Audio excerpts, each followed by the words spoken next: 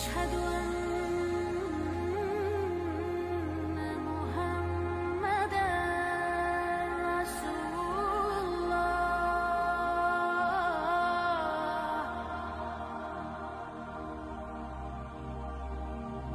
أشهد أن محمدًا رسول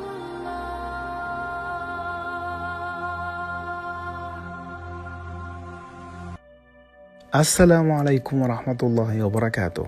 May the peace, mercy, and blessings of Allah, the most merciful and the entirely merciful, be with each and every one of you. This is me, your host, Hossam Ed-Deen Allam, warmly welcoming you to a new episode of the Peacebuilding Bridges podcast. At the very beginning of this episode, I'd like to stress a very important and significant fact, and that's peace is the principle in Muslim, non-Muslim relations. To further clarify this point, as far as the issue of the governing principle, or al-asl as the Muslim scholars put it, and the relationship between Muslims and non-Muslim sovereigns and communities is concerned, the stance that is given prevalence is that it is peace and nothing but peace.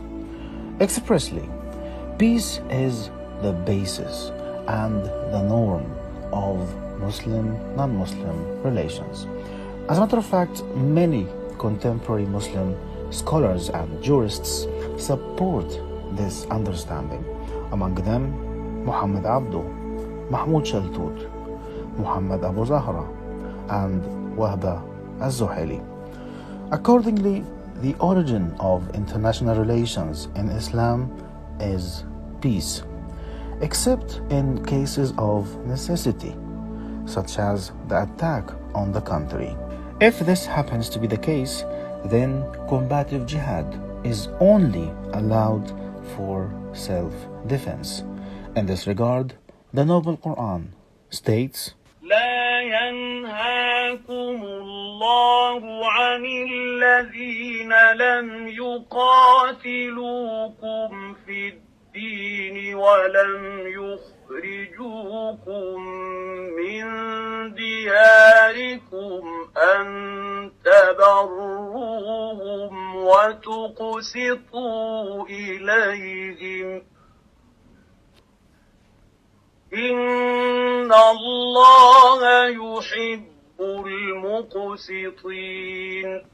That's verse number 8 of Surah Al-Mumtahina, the meaning of which is, as for non-Muslims who do not fight you on account of your faith or drive you forth from your homeland, Allah does not forbid you to show them birr, kindness, love, and respect, and to deal with them with equity. For Allah loves those who act equitably. Noteworthy, the term birr and its derivatives are the same expressions used in the Noble Quran and the traditions of the Prophet Muhammad, peace and blessings be upon him, to refer to how one's relationship with their parents must be. With that being said, my dear viewers, let's now move to another verse, and that's verse number 256 in Surah Al-Baqarah, the meaning of which is, there shall be no compulsion where the deen is concerned. Moreover, we read in Surah Al-Baqarah in verse number 190, وقاتلوا في سبيل الله الذين يقاتلونكم ولا تعتدوا إن الله لا يحب المعتدين. meaning, in the path of Allah, fight only those who wage a war against you, but do not transgress. Surely Allah does not love the transgressors. With that being said, let's now move on to look into the nexus or the relationship between the teachings of the Noble Quran and peace building. It is safe to state that the reality of Islam and its Prophet's message is encapsulated in the following Quranic verse, and that's verse number 107 of Surah Al-Anbiya. وما أرسلناك إلا رحمة للعالمين. Meaning, O Muhammad, we have not sent you except as a mercy to all the worlds. Remarkably, to remove any limitation regarding this mercy, Prophet Muhammad, peace and blessings be upon him, further explained, the merciful are shown mercy by Allah, the most merciful.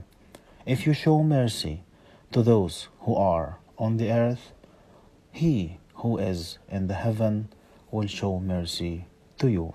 And we can find this hadith in Sahih At-Tirmidhi. Obviously, since Muslims are not the only inhabitants of the globe, then the command for the believer to be merciful applies to all human beings and to all beings overall.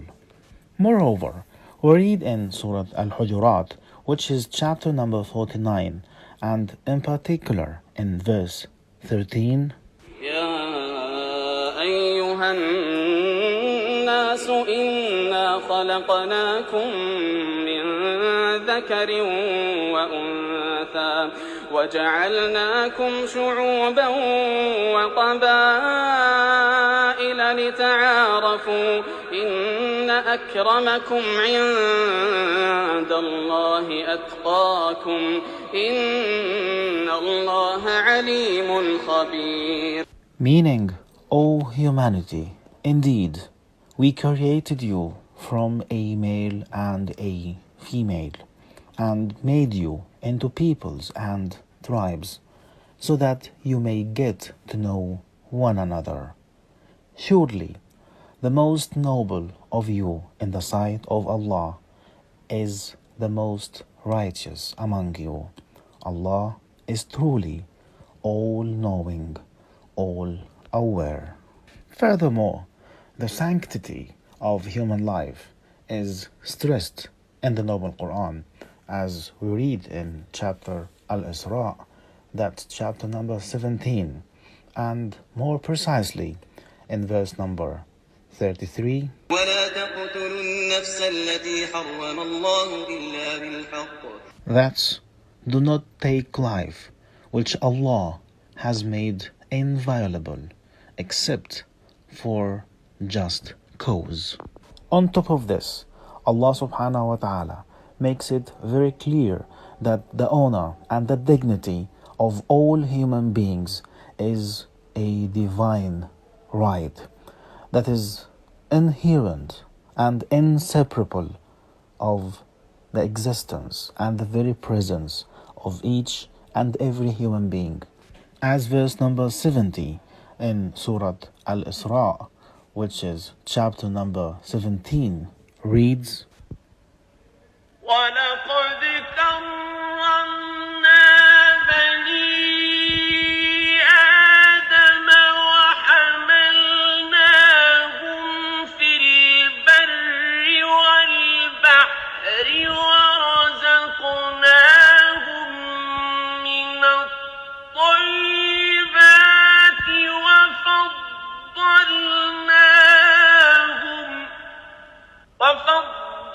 وفضلناهم على كثير ممن خلقنا تفضيلا. meaning, indeed, we have honored the children of Adam, carried them on land and sea, granted them good and lawful provisions, and privileged them far above many of our creatures. Apart from this, the Noble Quran confirms Allah's revelation to previous prophets and messengers, and we read this in chapter Al-Ma'idah, which is chapter number 5, and more particularly in verse number 32, we read, the meaning of which is, if anyone kills a human being, unless it is punishment for murder or for spreading mischief on earth, it shall be as though they had killed all humankind, Whereas, if anyone saves a life, it shall be as if they have saved all the lives of all mankind. Apart from this, verse number 114 of Surah An-Nisa, which is chapter number 4, clearly states, لا خير في كثير من نجواهم إلا من أمر بصدقة أو معروف أو إصلاح بين الناس ومن يفعل ذلك ابتغاء مرضات الله فسوف نؤتيه أجرا عظيما. meaning there is no benefit in most of what they desire, except whoever orders a charity or justice or reconciliation between the people, and whoever does this out of seeking Allah's pleasure, we will give them a great reward. Thus, this noble Quranic verse makes it clear that there is no good in much of their secret conferences. Most meetings that take place behind closed doors are detrimental to humanity. However, whoever arranges meetings that discuss matters of social welfare, economic equity, human resource development, just legislation and reconciliation of conflict, seeking Allah's approval and Allah's pleasure, indeed Allah, the Almighty and the All-Merciful, shall bestow upon him or her a great reward.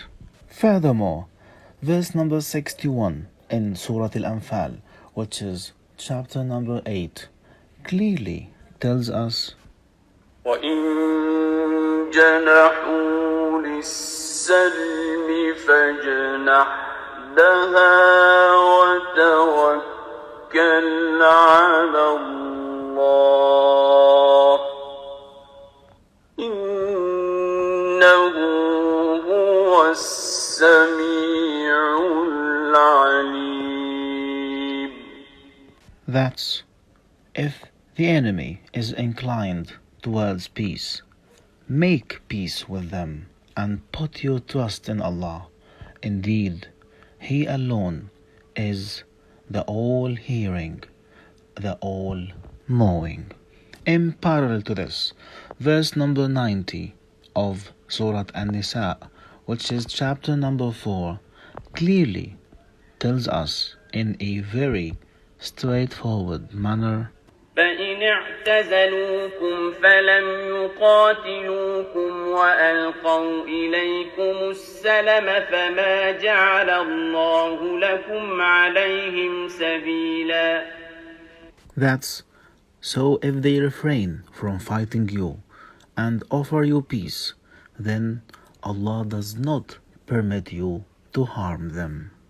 Noteworthy, the term peace in the context of the above-mentioned verses is a comprehensive term that encompasses all the necessary approaches and procedures to accomplish peace, including mediation, reconciliation, conflict management, conflict resolution, conflict transformation, as well as peace building.